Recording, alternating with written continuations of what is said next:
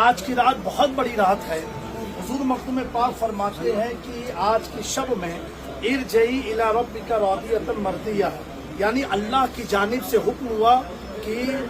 خوشی اور مسرت کے ساتھ اپنے رب کے پاس آ جا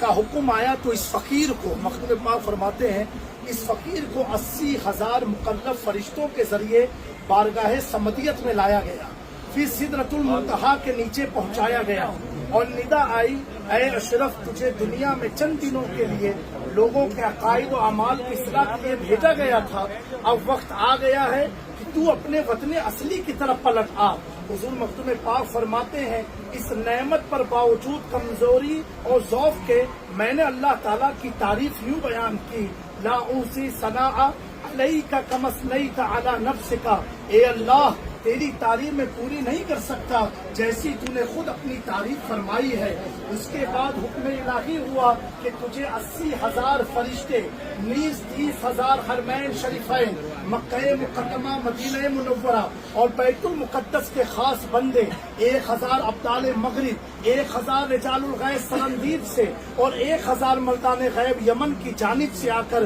تجھے غسل دیں گے، پھر آسمان پر تیرے جنازے کو لے کر کے جائیں گے، پھر بیت اللہ شریف یعنی حرم مکی میں تیری نماز جنازہ پڑھائی جائے گی۔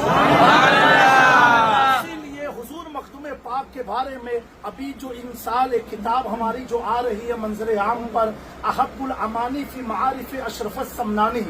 معروف جہان مخدوم اشرف، یہ کتاب ہے، اس کا انشاءاللہ آستانے پاک رسم اجرا ہوگا، اور کل جملہ مشائخین بالخصوص مفتی سلمان اظہری ان سب کی موجودگی میں جانشین مخدوم اشرف حضور معین المشائخ اور جانشین شاہ میرا اولاد مخدوم اشرف رئیس ملت کی موجودگی میں اسی کتاب کا رسم اجرا عمل میں آئے گا انشاءاللہ۔ یہ کتاب تقریباً 200 کتب و رسائل کے مجموعوں کو جمع کر کے جہان مخدوم اشرف کی نام رکھا گیا ہے۔ الحمدللہ مخدوم فری میں تقسیم ہو، فری میں تمام علماء ادارے اور آپ فرماتے مخدوم پاک، پھر آپ کے جنازے کو، آپ کے نماز جنازہ مکہ مکرمہ میں پڑھائی گئی، اسی لیے کسی بھی مورخ نے یہ نہیں لکھا کہ آپ کی نماز جنازہ کی چوچھا میں ہوئی،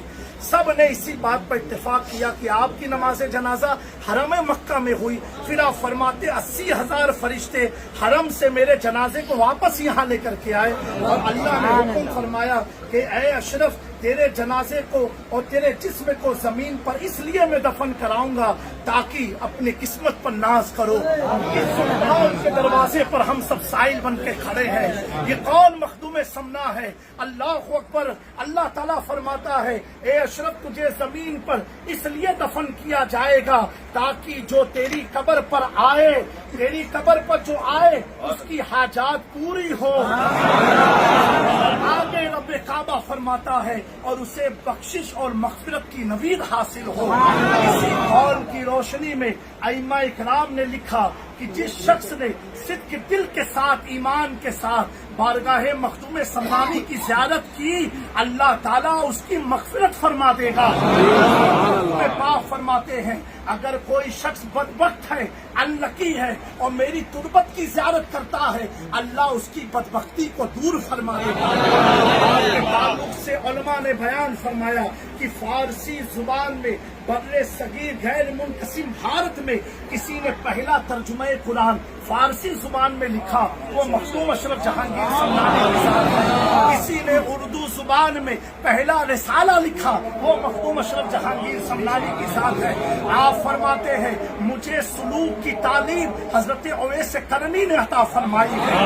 آپ سوچیں جن کی خدمت میں 72 مرتبہ خضر علیہ السلام یہ خوشخبری لے کر کے آتے ہو، اے اشرف تیرا مرشد پنڈوا میں تیرا منتظر ہے، تیری انتظار میں کھڑا ہے۔ وہی مخدوم پاک فرماتے ہیں، بڑا پیارا فرمان ہے کہ اللہ نے ہم انسان کو جو سب سے بڑی نعمت سے سرفراز فرمایا، وہ نعمت اہل سنت والجماعت کی نعمت ہے، اس کا ہمیں شکر گزار رہنا چاہیے۔ الحمدللہ اہل سنت کا ہے بیڑا پار، اصحاب حضور نظم ہے اور ناؤ ہے، اقرت رسول اللہ کی تب لکھا۔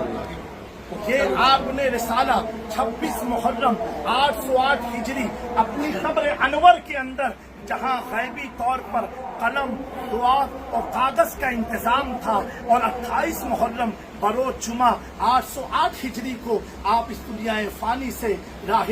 بقا کی طرف اللہ سے جا ملے۔ آج ان کا یہ خطہ حضرت خواجہ غریب نواز سے عبد الرحمن چشتی نے پوچھا، یا غریب نواز، ہند میں وہ کون سے اولیاء ہیں جو اپنی تربت میں آج بھی زندہ ہیں؟ غریب نواز فرماتے ہیں، بہرائچ میں سالار مسعود غازی، مکن پور میں زندہ شاہ مدار،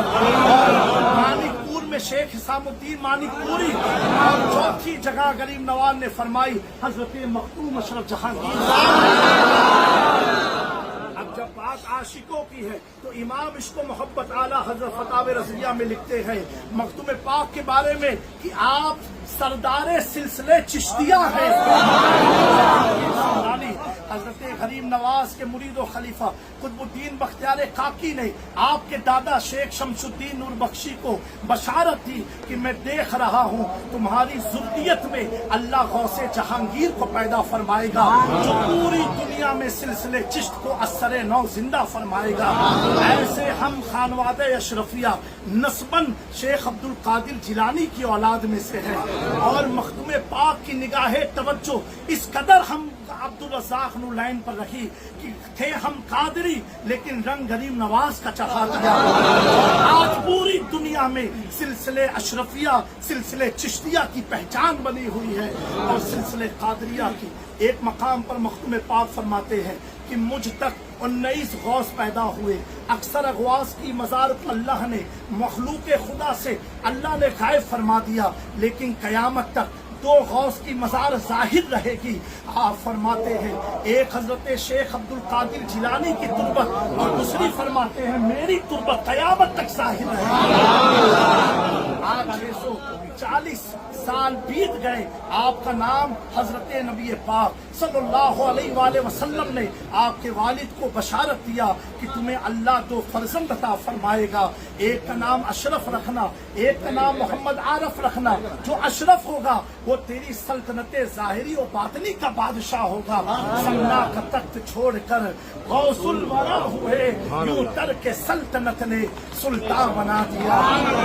سلطنت نے سلطان بنا دیا۔ ہم سب بڑے خوش نصیب ہیں، اس عظیم بارگاہ میں آئے ہیں۔ بس ایک بات عرض کر دے، ابھی جب میں نے شیخ الاسلام کی خدمت میں اس کتاب کو پیش کیا، حضرت کی آنکھوں سے آنسو چھلک گئے، رونے لگے۔ میں نے عرض کی حضور کیا معاملہ ہے؟ حضرت نے فرمایا کہ جامی میاں مجھے مخدوم پاک کی دی ہوئی نعمتوں پر رونا آ گیا۔ میں نے کہا کیوں؟ کہا گاہے بگاہے میں دیکھ رہا ہوں، دن بدن دیکھ رہا ہوں، ہر خانقاہ زوال کی شکار ہوتی جا رہی ہے، وہاں خانقاہی نظام ختم ہوتا نظر آ رہا ہے، علم ختم ہوتا نظر آ رہا ہے، عمل ختم ہوتا نظر آ رہا ہے، لیکن مخدوم پاک کی عبد الرزاق نورلین نے کس قدر خدمت کی تھی کہ مخدوم پاک نے فرمایا اے نورلین میں نے تمہاری 18 پیڑھی پر نگاہ ڈال دی ہے، ان میں اولیاء پیدا ہوں گے، اقطاب پیدا ہوں گے، علماء پیدا ہوں گے، عرفا پیدا ہوں گے، بڑی بڑی شخصیات ہوں گی۔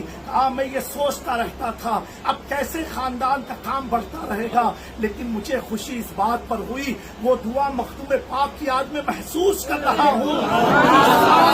کہ 7 صدی بیت گئی، آج بھی جاہو جلال سلامت ہے، حکمت سلامت ہے، کرامت بھی سلامت ہے، پنیر بھی سلامت ہے، ان کے فیضان سے ان کی نسلوں میں علماء بھی برقرار ہیں۔ اللہ